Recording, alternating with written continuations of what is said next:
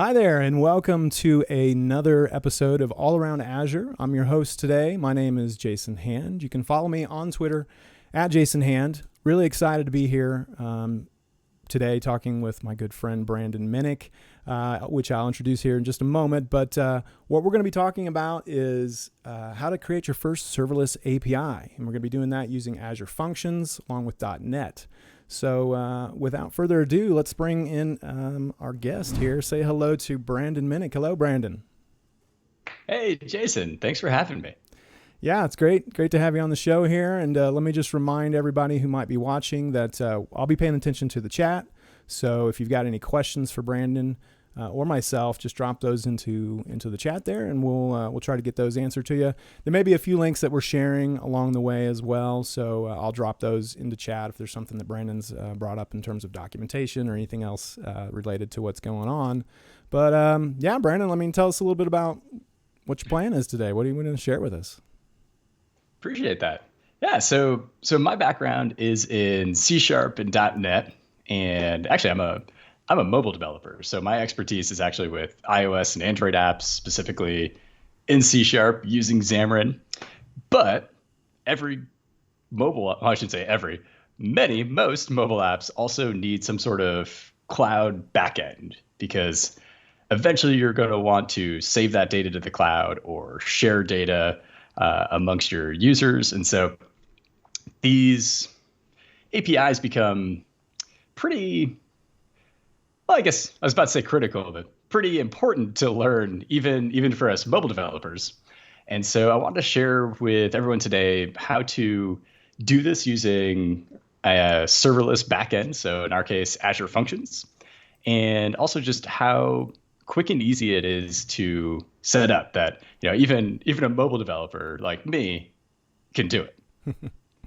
Awesome. Well, this sounds great. Maybe we'll just switch over to your screen and you can kind of start showing us a little bit about what you have for us. So switch our scenes here, get started. All right. So you have the floor.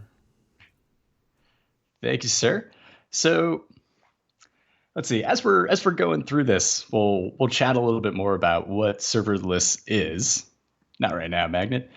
And but first, what we'll get started doing is just how do we create a serverless Azure function?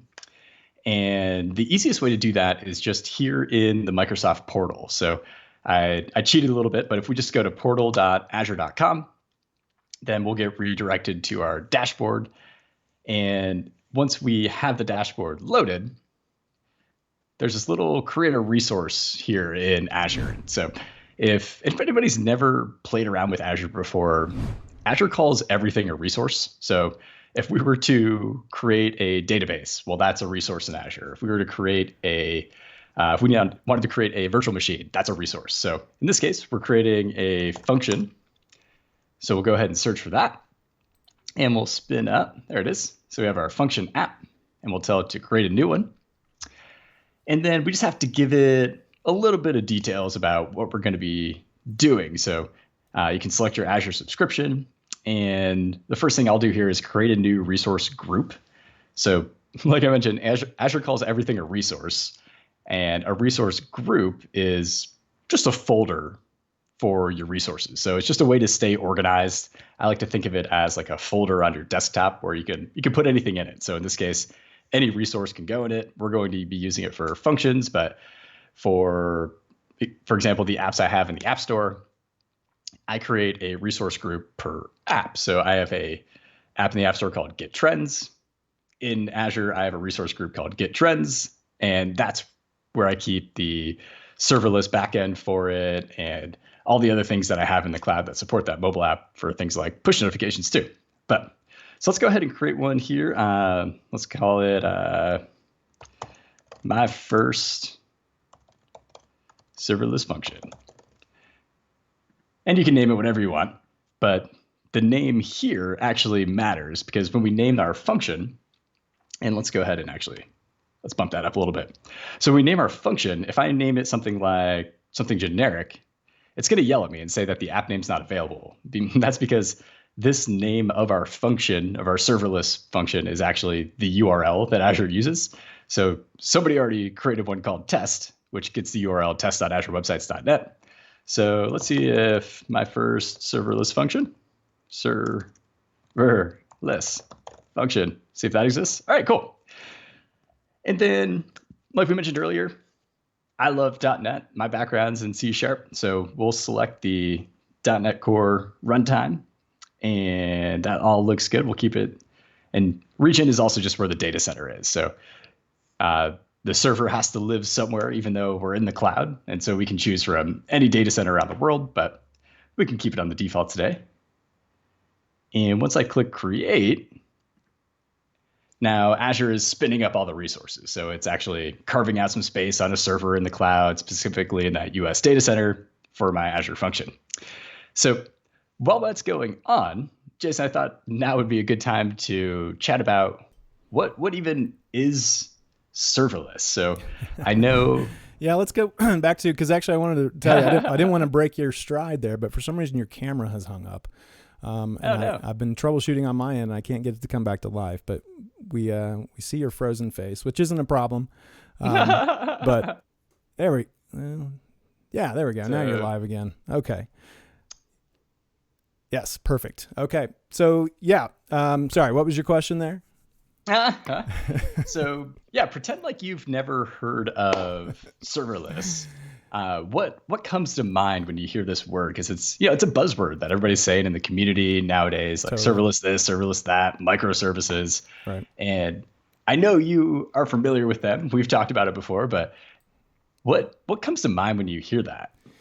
Well, I think the first thing that you think about, or maybe a lot of people who haven't been introduced to these things and haven't had conversations like you and I have, serverless obviously implies that there is no infrastructure, or there's no server of some kind, right? No server, and which just simply isn't quite the case. But it does still, leave a little bit, even if you understand that there's got to be a machine somewhere, there's a server someplace, like it's not serverless, right? It still leaves a lot to the imagination of what does it mean, so, and I've talked with other people about how logic apps fall into serverless, and how even Power Automate and just a lot of software as a service almost types of things fall into that serverless category. And so it is a little bit of a misnomer and a confusing term. So I would love to hear your take on the term serverless and how you describe that to a lot of people. Totally. Yeah. And I had the same reaction when I first heard it, because I've been doing programming, developing for 10, 15 years now. And I had the same reaction. I was like, well, the code has to run on a server, so it can't mean that there's no server. And probably the best description I've heard of serverless is actually to flip it around and call it less server. Like that. Yeah, so the server's still there, but the big differentiator between, or when it comes to serverless, is your code isn't running 24/7, or your server isn't running 24/7. And what happens with, in this case, Azure Functions, is when we create a serverless API like we're doing today, Azure will actually take the code for our API and save it to a file. And if nobody's using our serverless function or our serverless backend, then it's not running. And it's not until our backend is triggered, and we'll check out a list of all the different triggers that can wake up our functions.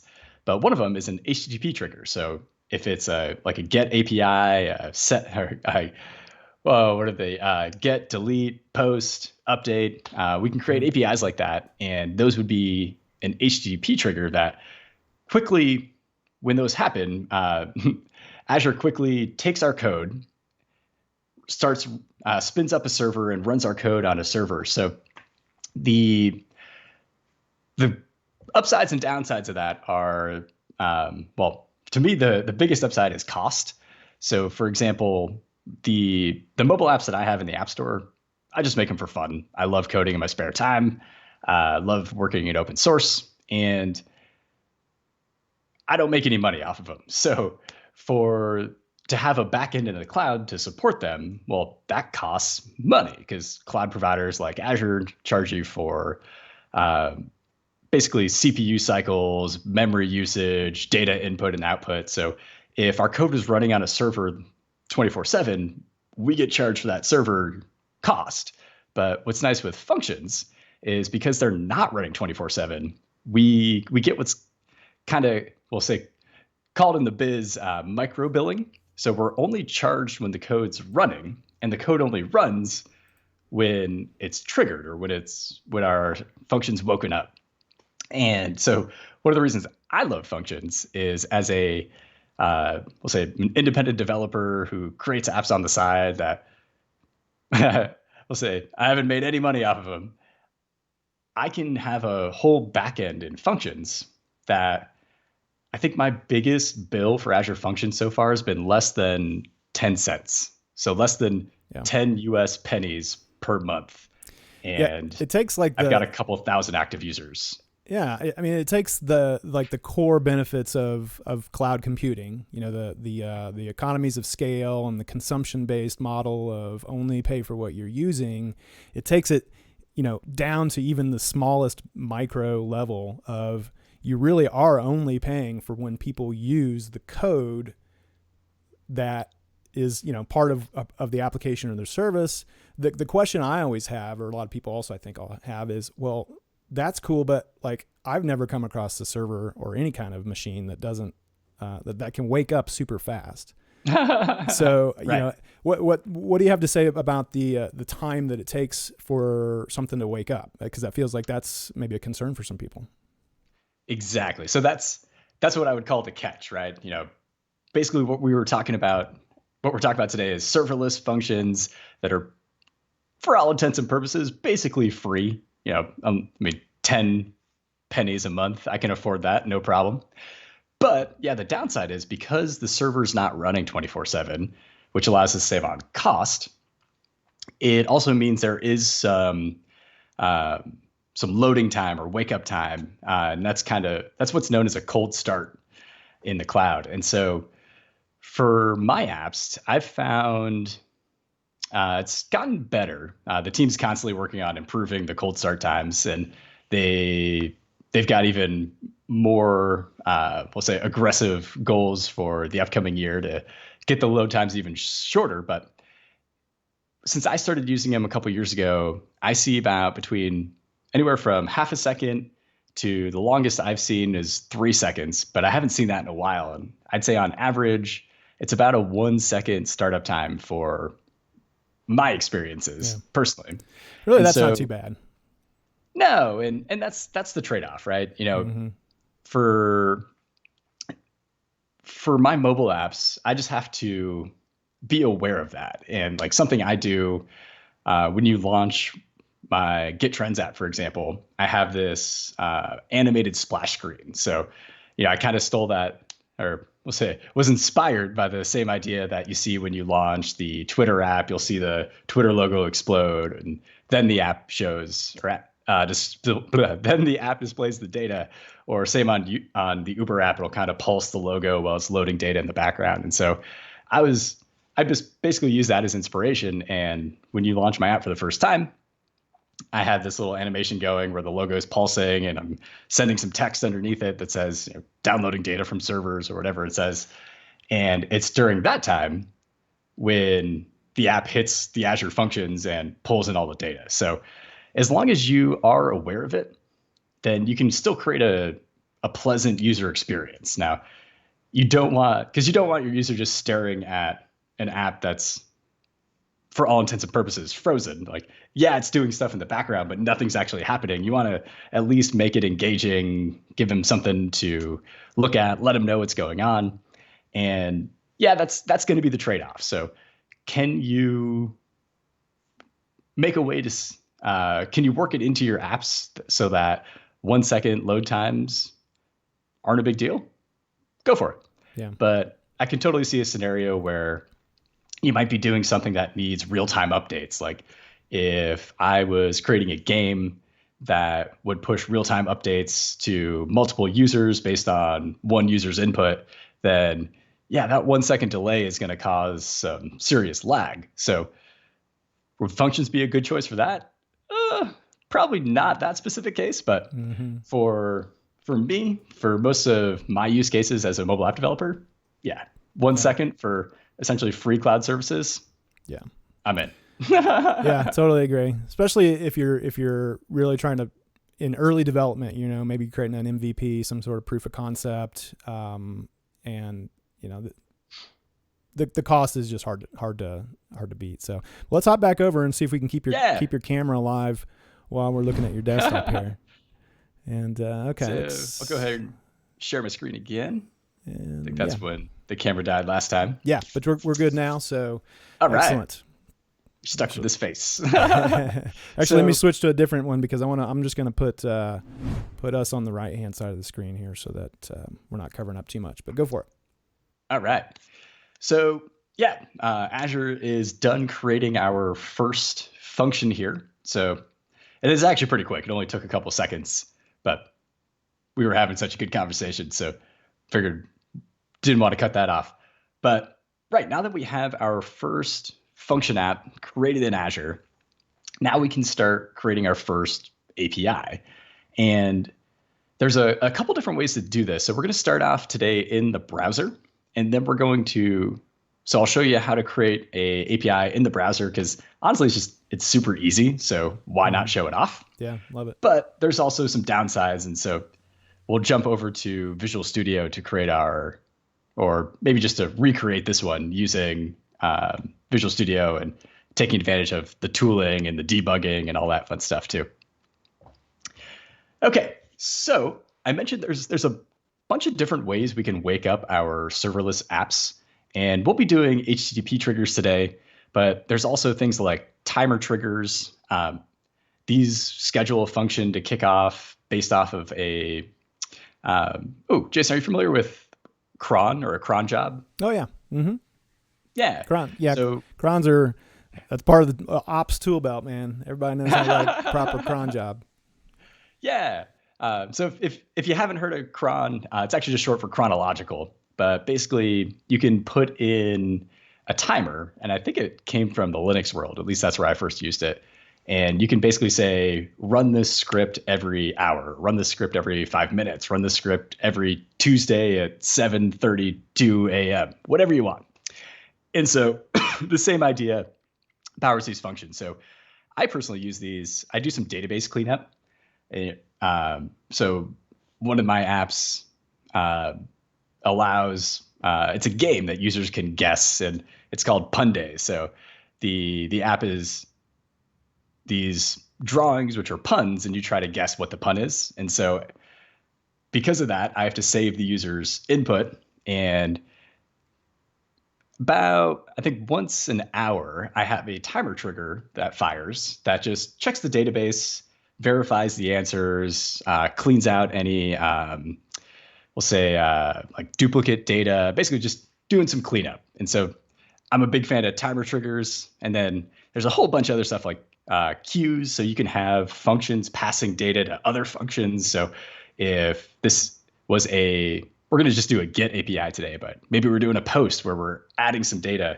Well, that data can be placed on a queue, and then other functions can be listening to that queue and be woken up to handle it. So maybe there's another function that's listening to the queue to save that data to a database, or maybe we posted an image. So there's a function listening to the queue to take the raw image and then convert it into thumbnails. So you can do all sorts of cool stuff with functions, but we'll keep it easy today since we're just getting started. But we can always come back and we can keep building on top of all this fun stuff.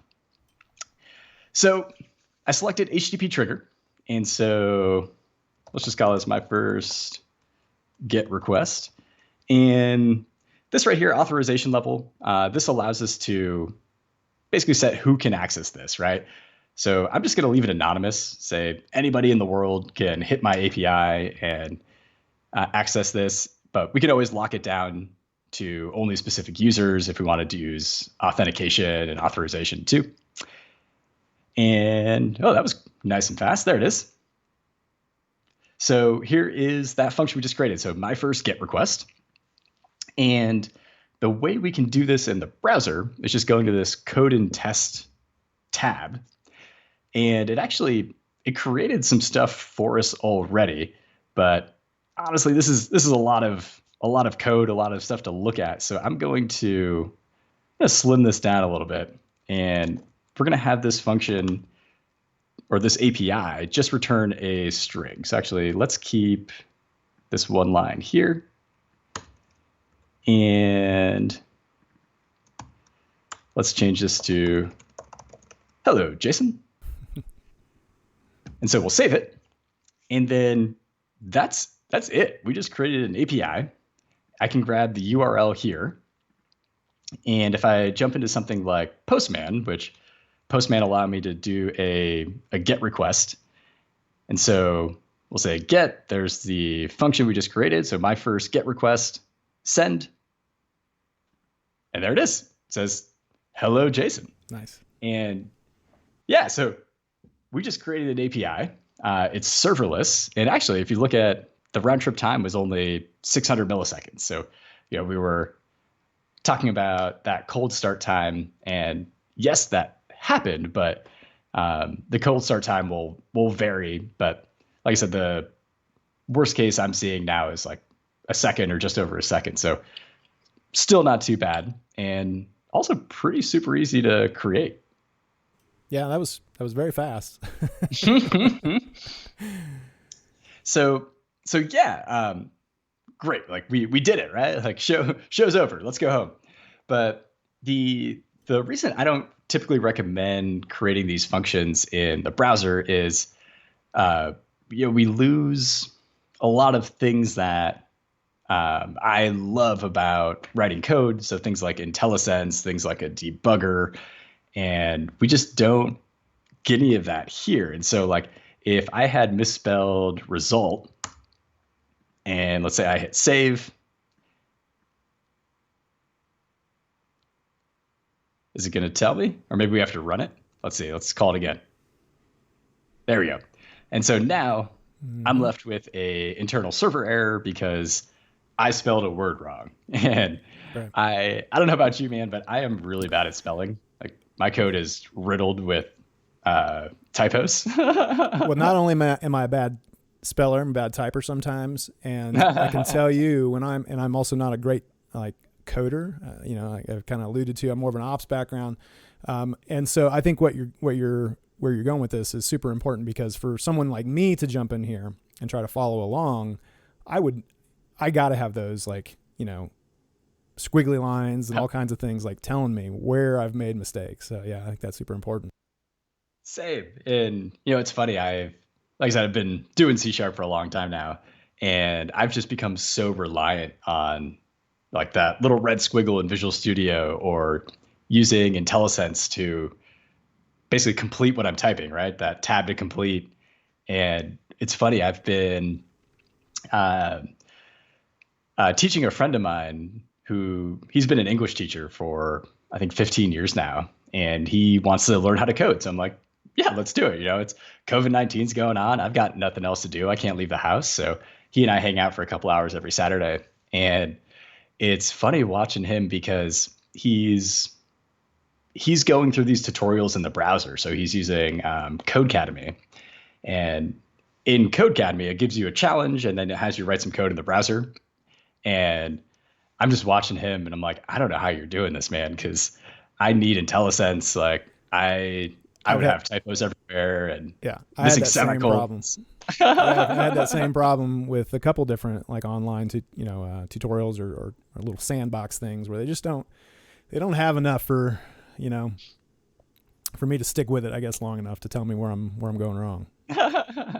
Yeah. So we can do this all in the browser, right? We didn't really leave the Azure portal to create our first API. And depending on what you're doing, this might be okay. Like I have a couple functions that I use in my mobile apps that just give me just return a secret, because my apps are totally open source. So I didn't want to hard code an API key or a secret in the open source code. And so what I did was just to create a function and then I keep it there. So I literally have one-line functions that look exactly like this in my production apps just to allow me to get that secret from the cloud. So this is still totally valid, but let's jump over to Visual Studio and we'll just start from scratch. We'll create a totally new solution here.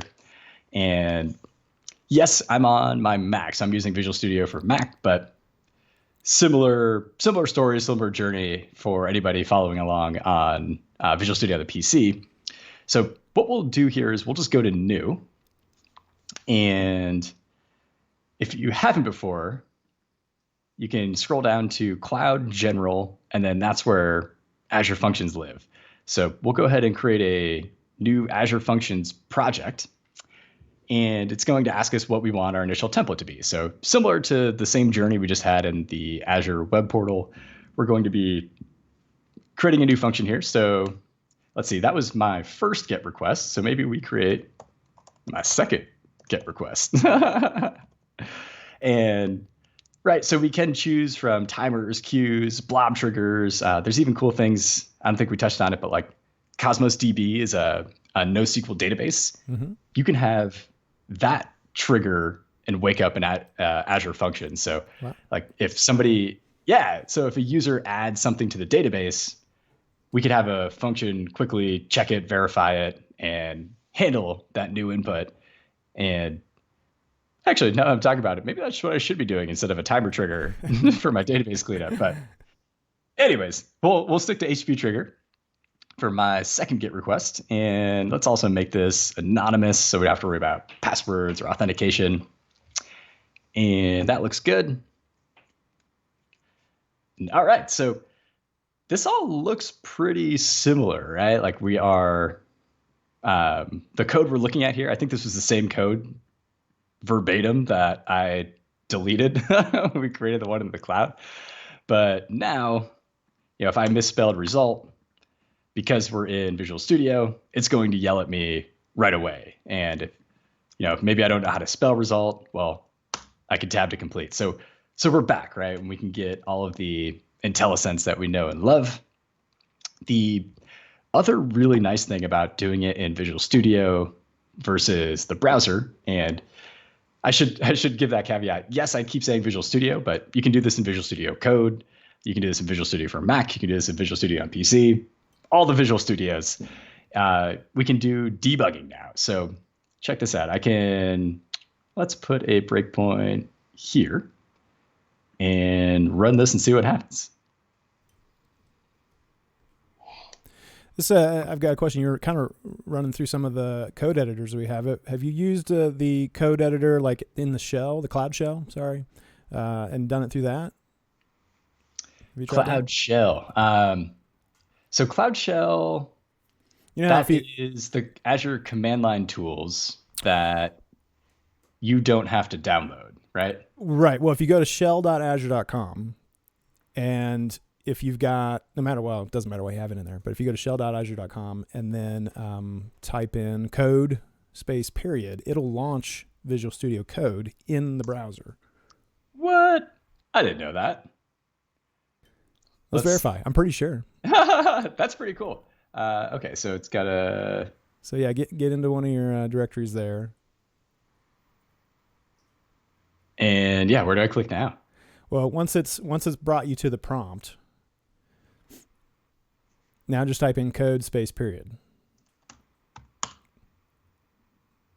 What? I had no idea. Kaboom. Yeah, okay. I haven't had a chance to play around with it either, but I don't remember where I heard about it. Someone brought it up again recently during build, I think. And but yeah, that's just another I guess editor that's out there that it's kind of cool to use. Yeah, so yeah, this is impressive. I had no idea we could actually write code in Cloud Shell because when I haven't used Cloud Shell much, and there's a reason for it, but I recommend it to people because sometimes you're working for a company that like IT just locks down your laptop. They don't allow you to install anything. And yeah, if you wanted to do these Azure commands, so like you type in AZ whatever. And so I think that's actually where we could probably, is it AZ Functions? That's a good question. I haven't AZ actually function. tried to create anything using the AZ CLI.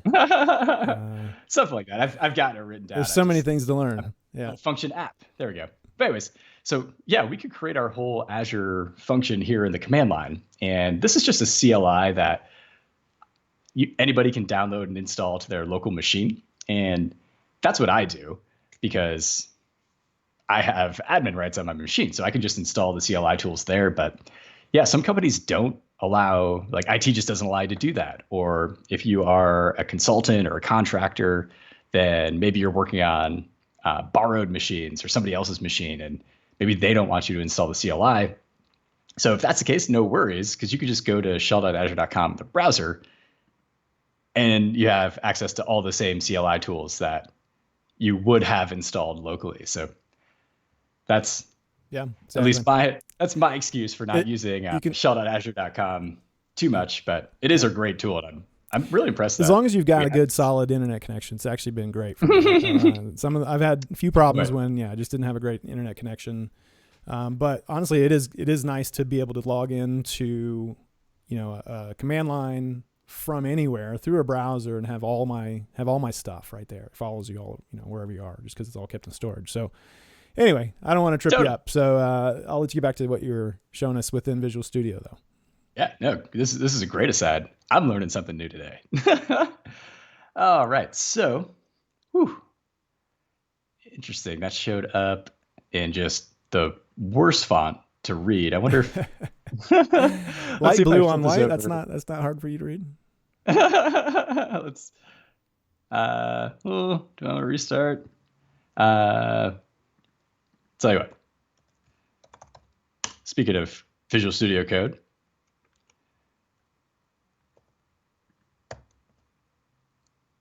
Let's see if we can make that a little bit more legible. All right. So I just copy and pasted this. So what happened was, actually, let's jump back to Visual Studio for Mac. So what I did, I just clicked run. And when we run this function locally, it'll spin up actually using that CLI terminal commands. And what Visual Studio for Mac did here for me was to launch the terminal in Visual Studio. But obviously we can't read that. I can't even read it, and I'm looking at it up close and personal. So just brought that over here to see what it's saying, because in here it should be telling us where we can find the API running locally. So initializing, starting, and there we go. So it says that this API is now running on my local host. And if everything works properly, I should be able to punch this into Postman, say get. Oh, and we hit our breakpoint. Boom, look at that. Sweet. So now we're running this function locally, and we're debugging it, so I can see things like, I don't think I passed in a name. I probably should have read the boilerplate code to see what it expected, but okay, yeah, it wanted the query name. Had I passed one in, it would have picked it out, and then it'll respond back to us. But yeah, so that same debugging experience, IntelliSense, completion, red squiggles, compiler, all that stuff we know and love is still available to us for Azure Functions, just doing it in Visual Studio instead of the browser. Yep, which is a necessity for me. For sure. Same here. And so let's see. I let that complete. And oh yeah, the response yelled at me. Let's see if I say name equals Brandon. How about now? Name Brandon. There we go. So just more proof that our debugging expertise is amazing. And then it says, hello, Brandon. Oh, such a nice function. All right. So we've now created our second GET request, but it's still only running locally. This doesn't exist in the cloud. If I went back to our, let's go ahead and jump out of there. So yeah, if we jump back to, yeah, we can discard those changes. That's fine. So right here, it shows we still just have the one function in the cloud. So that's my first GET request. And that's because my second GET request just lives right here. So what do we do next? Well, we can just say publish to Azure. And let's see. Let's see look at the typos already. Microsoft.com.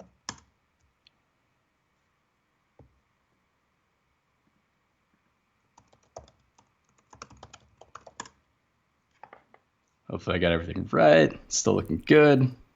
It's our four-factor. It's our four-factor testing. I do multiple times a day. Oh no, right? The good news is we are protected. Microsoft makes us log in a lot. Okay, so there we go. Yeah, understatement. But it's good. It's good right. Though. So actually, let's just jump back. So now that we are signed into Visual Studio, when I say publish to Azure, Azure or Visual Studio is now querying Azure and saying, show me all the resources that already exist. And this might take a minute for me because I have a lot of Azure resources. I'm that guy that forgets to delete a resource when he's done. Do you clean your room? Hey, I make the bed every morning. That's important. I've heard that's an important thing. Oh man, so it's still searching, but let's go ahead and just well, let me click create a new one. Nope, because it's still searching. Oh. Well, let's give that a second, and if it takes too long, we can work around it. But sure. Jason, do we have any questions in the chat? That's a good question. Let me check over here. So far, I'm not seeing any. But yeah, I'd like to encourage. We got a lot of viewers, so and I'm assuming you can all hear us and see us just fine. So if you got questions, definitely throw them into the chat. Is there any other resources, I guess, while we're waiting on this, that you think might be useful for people? I know we got a lot of stuff in Docs. There's some really great Learn courses, Learn modules. Yeah. And speaking of which, I put up a, what was the link to the page I put together? Do you have that handy? I put a link on my own website. And I can't remember the URL. It's, wasn't it Azure or Functions in Net or something like that? Let's give it a shot. 404 not found. Let's see. We can figure this out because I use this handy dandy tool called Ghost to publish stuff in my blog. So and Azure Functions and .NET. So close. Oh yeah, my memory's just off a little. And we'll just click view post. There we go. So yeah, what's cool is there's we'll call it new. It's still pretty new. I think Microsoft Learn's been around for about a year now. And there's a whole course in Learn for serverless. And let's give this a second to load. There we go. And so what we have here, and actually, let's see if we can say Microsoft Learn serverless functions. Create serverless applications learning path. Boom. So, all right. Just want to make sure it pops up at least in one of the top search results, just in case folks didn't memorize any links. But yeah, what's cool with Microsoft Learn is it's totally free. So you know me and how much I love free stuff. With Microsoft Learn, they have taken all the learning materials and brought them together in Microsoft Learn. And they've done it in a way that actually makes it really easy to consume because, for example, you can see this Figuring Out Azure Functions course is 7 hours and 10 minutes. And I don't know about you, Jason, but I'm not sitting down for 7 hours and 10 minutes. and just devoting a day to this. I don't think I even have the attention span to do that. So I've been through a lot of these learn modules, and they're awesome. But you're right, some of them do. You got to carve out some time. yeah, And, but they're easy to stop and start though. Exactly. Yeah. So yes, there's 8 modules, and yes, if we did it all straight, it would be about 7 hours. But each of these modules is broken up into more bite-sized tasks. So like this, choose the best Azure service to automate your business process, 44 minutes, or creating service logic, 36 minutes. And then even once we drill into each of these modules, each module is made up of units. And so scrolling down, we can see what I meant when I was saying earlier that this is all just bite-sized, digestible material, because if I'm on my lunch break, no, I don't have 7 hours, and I probably don't even have 45 minutes, but do I have 5 minutes? Yeah. So we can come in here and learn about serverless computing, see how it fits for our applications, read all about it. And when we do that, whoops, let's go ahead and jump back. What's cool is it'll also save our progress. And so next time I get a free minute or two, maybe we're in a meeting that ends early and we get 15 minutes. Well, I can jump back in here and go to the next exercise. And what's also kind of cool about this is, let's see. All right, so it's walking us through. But oh, there it is at the top. So we can actually do stuff in what they call a sandbox in Microsoft Learn. So Azure, if you create an account, Azure basically requires a credit card. Now, not everything costs money on Azure. There's for almost every resource in Azure, there's a free tier. But with Microsoft Learn being totally free, and you don't even have to sign in to use it, what's really cool that they did was they allow us to activate, they call it activating a sandbox. And I'm not sure how long that'll take to spin up, but it'll allow us to actually write code in our browser and basically inside of Microsoft Learn. And it'll allow us to do what we just did in the portal. So we can create a function and we can do all of that without necessarily having to create an Azure account just to learn about it. So yeah, it looks like that's going to have some loading time too, which seems to be a theme today. But not only will it teach you how to do everything, it'll also allow you to actually do it and step through it while it kind of guides you along the way, which is pretty cool. This is Learn. Honestly, I'm impressed that Microsoft made this all free. I know. Yeah, somebody's using money somewhere. It's Microsoft. It's also fun. Like the gamification. I don't know where you're at, but I'm up to level 8 with like 60,000 points or something XP, which is nowhere near some of the people on our team who have done all of them, or at least at one point. There's always new modules being added, but yeah, there's a couple people on our team that have been able to do them all, which is really, really impressive.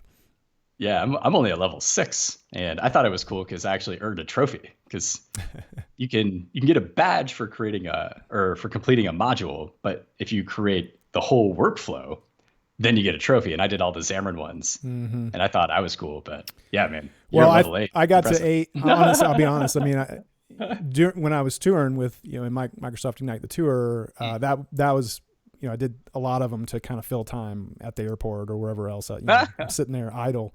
But also as I was preparing for the AZ900 exam, the certification exam, there's an actual learning path that's, and I'll find the link and I'll put that if I can in here too, that prepares you for that, for that specific thing. So anyway, just out of necessity, I went in and did a lot of the learning modules. And I mean, if I hadn't, I definitely wouldn't have passed that certification. It was, it was one of the easier ones, I think, but it's not, you can't just show up and take it and expect to pass. I've been using Azure for, 5 years now. And I'm honestly terrified to take a certification exam because I don't know if I would pass it without. Well, you now know that you can access Visual Studio Code from shell. That's right. Cloud Shell. Hey, also, I All want to right, be let's mindful see. of our time. I know we're going to come up on time pretty quickly here. So, is there All right. other than waiting on this thing? Oh, it looks like it's done. Okay, great. Yeah, we'll do the grand finale here. So let's go ahead and let's see, drop it in. There's me, this group. We'll put it in the same resource group. We'll use the existing plan. So basically, these are just the menu options that we saw earlier in the portal, but now they're presented to us here in Visual Studio. So we could create a new resource group if we wanted to, a new service plan, but we'll just piggyback on what we already created. And yep, just use that existing one. That's cool. And so that's basically it. I just said right click publish, and I pointed it to the resources we created in the browser. If we had not created those resources already, then we could have just done it right here in Visual Studio, which is really nice. And looks like things are succeeding, so that's good. Give it a couple seconds. Now, here's something else that's another benefit, right, of using Visual Studio. Yeah, we get all the debugging support and we get the red squiggles, but what also happens when we use Visual Studio is because we're doing it in C#, and C# is a compiled language, Visual Studio will compile our code and only send up the output. So in this case, I think this is a .NET Core project. I forget exactly what it outputs. Maybe it's a DLL. But basically, it just sends up that file to the cloud. And the advantage of that compared to the browser is when we did the code in the browser, that code gets compiled at runtime. So it just lives in the file as C# code. When the API gets triggered, then what Azure has to do is quickly compile that code and then run it. So also by using Visual Studio, we get to save a step in that process. And it's because it's already compiled, hopefully we'll see some faster response times. There we go. So it looks like it succeeded. All right. And let's check this out. If we go back to Azure, we hit refresh. If I did everything right, refresh. Oh no, where's my second one? Let's see. My first, let's refresh this. Refresh. Could have sworn I put it back in the same place. I do this a well, lot too. Oh, I put it in a new one, my second GET request. Whoops. Tried to move too quickly. Let's see. Oh, I just saw functions. There it is. Da, da, da. My second GET request. So I meant to put it back in the same spot as this first one. But anyways, here it is.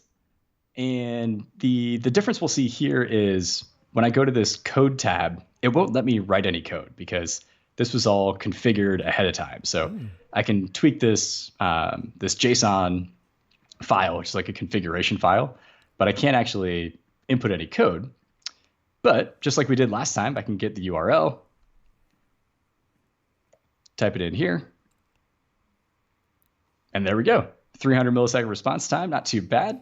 And our function executed correctly. And if we, let's do JSON this time. Get something new. Hello, Jason. There we go. So yeah, with just basically a couple clicks of the mouse, we now have an API running in the cloud. This can be accessed anywhere. If anybody's following along, you too can enter this same URL into your browser and access this API. This is live, and it only took a couple mouse clicks, which is pretty cool. So, Brent, in the time that we have left, which I think is just like a minute or so, what would be like the next thing that we do if we get together again? Let's say down the road, make some time to continue this conversation. I know it kind of it depends on the project what we're building, but what is the next step, I guess? Yeah. So now that we know how to basically publish our code to the cloud and get it running as an API, we could do a couple things. Like probably the next easiest thing to do would be to do that scenario I was mentioning earlier, where I use it I use functions to store secrets. So we could show how to set an API key as an environment variable, and then have the Azure function return that environment variable. We could expand on that and actually we could do like a post request that takes in data, and we could connect this Azure function to, say, a SQL database to save that data. And so we can start really building out our backend system to support either our web app or our mobile app or whatever we're working on. Awesome. Cool. Well, I'm putting a couple more links into chat, just some things that point to a few different resources. If anybody wants to continue learning more about these, Azure Functions, in my limited experience with them, are super powerful, super fast, reasonably fast, super cheap, and I don't know, just fun, I think. I've got a few demos I use for various reasons that I've got some Logic app demos that are fun because you can do all kinds of stuff even if you don't know how to write a line of code. Functions, I've got some demos that do that because then you kind of take it to the next level with customization on some of the things, based on the language of choice, of course. But I think they're worth looking at for sure if you are if you're a developer and trying to look to save some money, especially on the front end when you're trying to just come up with some cool ideas. So definitely. Anything else before we wrap up? That sounds good. I'd love to come back. We can keep building on top of this. And I've got to run because I'm heading to another stream. Yeah. So if anybody wants to follow along with me, I'll be on Microsoft's Learn TV, where I co-host a show called 92 and Pike. And so if you want to come join me, I'll see you there in a couple minutes. Yeah, sounds good. And definitely go check out Learn TV. Brandon will be over there with our good friend Chloe, and should be an awesome episode. So anyway, thank you so much, Brandon. Follow him on Twitter at The Code Traveler. I'm Jason Hand, at Jason Hand on Twitter. This has been another episode of All Around Azure, and thank you so much for joining us. We hope to see you again real soon. See ya.